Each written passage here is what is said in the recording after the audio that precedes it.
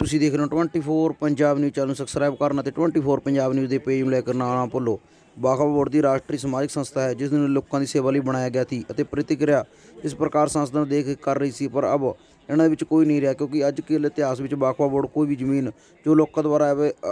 ਅਵੈਧ ਕਬਜ਼ੇ ਕੀਤੇ ਗਏ ਹਨ ਅਤੇ ਲੋਕਾਂ ਨੇ ਆਪਣੇ ਪਿਤਾ ਦੀ ਸੰਪत्ति ਸਮਝਦੇ ਹਨ ਅਤੇ ਬਹੁਤ ਵਿਨਮਰਤਾ ਅਨੁਰੋਧ ਕਰਨ ਤੇ ਵੀ ਸ਼ਹਿਰ ਵਿੱਚ ਐਸੀ ਕਈ ਜ਼ਮੀਨਾਂ ਜਿਨ੍ਹਾਂ ਤੇ ਲੋਕਾਂ ਵੱਲੋਂ ਨਜਾਇਜ਼ ਕੀਤੇ ਹੋਏ ਹਨ, पर उन्होंने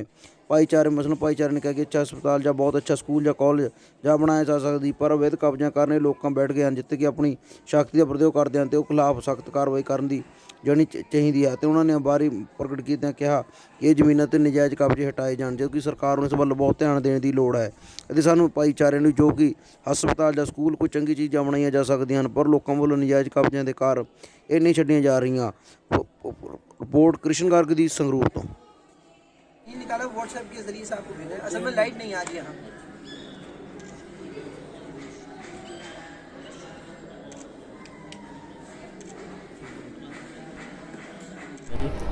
जी, मेरा नाम है वसीम अकरम और मैं यहाँ पर संगरूर में जो ये हमारा मदरसा चलता है मदनी पब्लिक स्कूल, इसमें एज ए प्रिंसिपल। मौलवी जी क्या देखते हो जो वक्फ बोर्ड की ज़मीन है काफ़ी जो कब्जा भी किया हुआ है या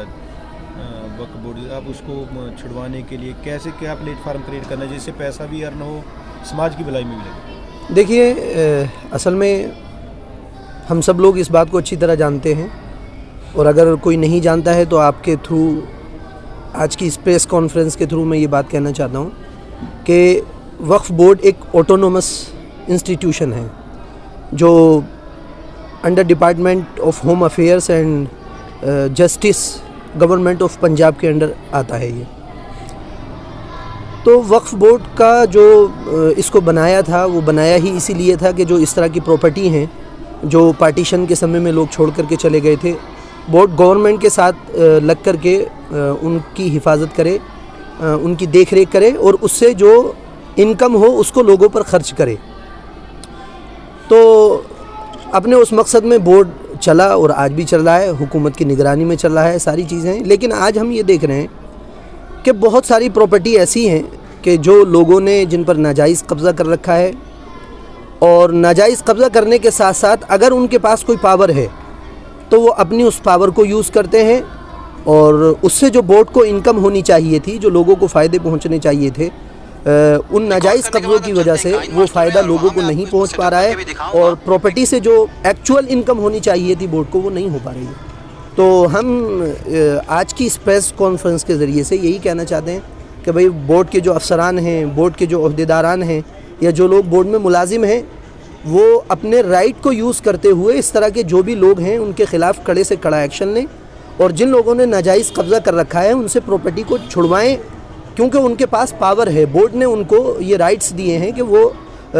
अपने राइट्स के अकॉर्डिंग उन पर कार्रवाई कर सकते हैं। एक बात तो ये हो गई। दूसरी बात ये है कि बहुत सारी जगह ऐसी हैं कि जो नाजायज़ हैं, लोगों ने उन पर कब्ज़ा किया हुआ है लेकिन उसके बावजूद भी लोग उनको बरत रहे हैं और बोर्ड ने उन पर किसी भी तरह का कोई केस चलाया हुआ है, कोई मुकदमा किया हुआ है, उसके बावजूद भी लोग उस पर तरह तरह से उसको अपने इस्तेमाल में ला रहे हैं। तो अकॉर्डिंग टू लॉ अगर हम देखें तो जिस प्रॉपर्टी पर केस चल रहा है या जिस प्रॉपर्टी को बोर्ड ने उस पर किसी तरह का कोई ऑब्जेक्शन उठा दिया है तो किसी के पास ये इख्तियार नहीं है कि वो बोर्ड की उस जगह में किसी भी तरह की कोई तामीर कर सके या उससे किसी भी तरह का कोई फ़ायदा उठा सके। क्या आप समझते हो कि जहाँ तो अधिकारियों की मिली भगत हो सकती है, जहाँ अधिकारियों की देखिए, मिली भगत को तो मैं नहीं जानता कि अंदरूनी खाना क्या मामला होता है अफसरान का, लेकिन हाँ इतनी बात ज़रूर है कि जिस तरह से लोगों ने कब्ज़े किए हुए हैं ये साफ़ दर्शाता है इस बात को कि कहीं ना कहीं जो मैनेजमेंट है, कहीं ना कहीं जो सिस्टम है उसकी कुछ ना कुछ ढील है। अगर मैनेजमेंट और सिस्टम जब अपनी पर आ जाता है तो मैं समझता हूँ कि कोई भी इंसान इलीगली किसी जगह को यूज़ नहीं कर सकता है, जैसे कि बहुत सारे मामलात में, बहुत सारे केसेस में हम आजकल देख रहे हैं। अगर अभी भी आपकी मांग नहीं मानी जाती, जो अधिकारी हैं यहाँ पे वो बात नहीं मानते, कब्जे हैं जो नहीं छुड़वाते, इससे आगे का कदम आपका क्या होगा? नहीं, मैं तो ये समझता हूँ कि आज जो ये प्रेस वार्ता की है, प्रेस कॉन्फ्रेंस की है, इसका ये फ़ायदा होगा कि जो संगरूर शहर की अगर हम बात करें, डिस्ट्रिक्ट संगरूर में जो इल्लीगली जगह जिनके पास हैं, तो उस पर ईओ ज़रूर कार्रवाई करेंगे। और अगर फिर भी वो कार्रवाई नहीं करते हैं तो फिर बोर्ड का जो अगला सिस्टम है, जो उन्होंने अपने रूल्स एंड रेगुलेशंस बनाए हुए हैं, उनको फॉलो करते हुए हम और ऊपर तक जाएंगे, सीईओ साहब से मिलेंगे, उनकी नॉलेज में ये सारी चीज़ें लाएंगे। और अगर फिर भी कोई उस पर एक्शन नहीं होगा तो फिर देखते हैं अगली क्या सूरत हाल होती है। नाम है ਸਫੀ ਮੁਹੰਮਦ। सफ़ी मोहम्मद आज प्रेस कॉन्फ्रेंस कर रहे हो की कहा ਅਸੀਂ ਇਸ ਕਰਕੇ ਅੱਜ ਜਿਹੜੀ ਪ੍ਰੈਸ ਕਾਨਫਰੰਸ ਸੱਦੀ ਹੈ ਜੀ ਕਿ ਜਿਹੜੀ ਸੰਗਰੂਰ ਸ਼ਹਿਰ ਦੇ ਵਿੱਚ ਜਾਂ ਕਿਤੇ ਵੀ ਸਾਡੀਆਂ ਜਿੱਥੇ ਪ੍ਰਾਪਰਟੀਆਂ ਵਕਫ ਬੋਰਡ ਦੀਆਂ ਪ੍ਰਾਪਰਟੀਆਂ ਨੇ, ਜਿਹੜਾ ਮੁਸਲਮਾਨਾਂ ਦਾ ਇਦਾਰਾ ਕਿ ਜਿੱਥੇ ਵੀ ਕਿਤੇ ਨਜਾਇਜ਼ ਕਬਜ਼ੇ ਨੇ ਵਕਫ ਬੋਰਡ ਦੀ ਪ੍ਰਾਪਰਟੀ ਦੇ ਉੱਪਰ, ਅਸੀਂ ਅੱਜ ਬੋਰਡ ਨੂੰ ਤੁਹਾਡੇ ਮਾਧਿਅਮ ਰਾਹੀਂ ਇਹ ਅਪੀਲ ਵੀ ਕਰਨਾ ਚਾਹੁੰਦੇ ਹਾਂ ਔਰ ਉਹਨਾਂ ਨੂੰ ਇਹ ਵੀ ਮੰਗ ਪੱਤਰ ਵੀ ਦੇਵਾਂਗੇ ਕਿ ਜਿਹੜੇ ਸਾਡੇ ਨਜਾਇਜ਼ ਕਬਜ਼ੇ ਉਹ ਵਕਫ ਬੋਰਡ ਦੀ ਪ੍ਰਾਪਰਟੀ ਦੇ ਉੱਪਰੋਂ ਉਹ ਹਟਾ ਕੇ ਉਹਦੇ ਉੱਪਰ ਕੋਈ ਵਧੀਆ ਜਿਹਾ ਸਕੂਲ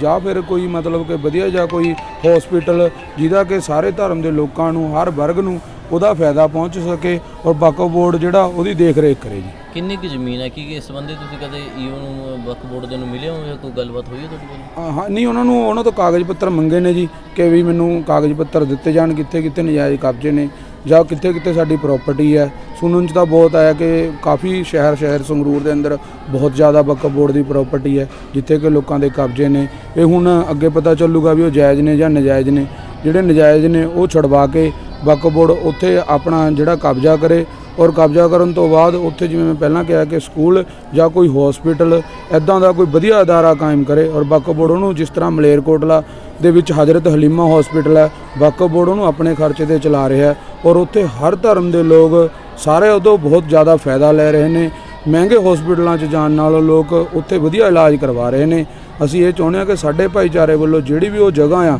ਵਕਫ ਬੋਰਡ ਦੀ, ਉੱਤੇ ਉੱਪਰ ਕੋਈ ਹਸਪੀਟਲ ਬਣੇ ਜਾਂ ਮਤਲਬ ਕਿ ਕੋਈ ਸਕੂਲ ਬਣੇ। ਪੋਲੀਟੀਕਲ ਪਾਰਟੀ ਦੇ ਲੀਡਰਾਂ ਨੇ ਵੀ ਕਬਜ਼ਾ ਕੀਤਾ ਹੈ ਉਸਨੇ? ਹਾਂ, ਜਿਹੜੇ ਵੀ ਨੇ ਮਤਲਬ ਕਿ ਉਹ ਮੈਨੇ ਕਾਗਜ਼ ਮੰਗੇ ਨੇ ਜੀ RTI ਪਾ ਕੇ, ਠੀਕ ਹੈ। ਜਦੋਂ ਉਹਦਾ ਜਵਾਬ ਆ ਗਿਆ ਜੀ, ਜਿਹੜੇ ਵੀ ਹੋਣਗੇ ਬੋਰਡ ਨੂੰ ਇਹੀ ਅਪੀਲ ਕਰਦੇ ਹਾਂ ਕਿ ਬੋਰਡ ਉਹਨਾਂ ਦੇ ਖਿਲਾਫ ਸਖਤ ਤੋਂ ਸਖਤ ਕਾਰਵਾਈ ਕਰੇ। ਠੀਕ ਹੈ। Audio Jungle.